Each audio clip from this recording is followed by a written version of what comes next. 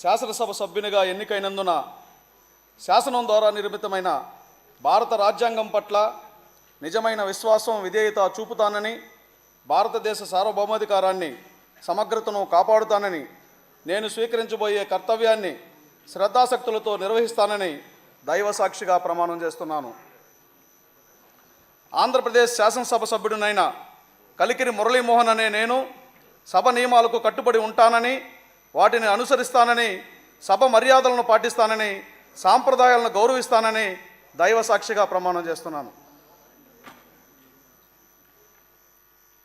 Shri Muralimohan Kondru.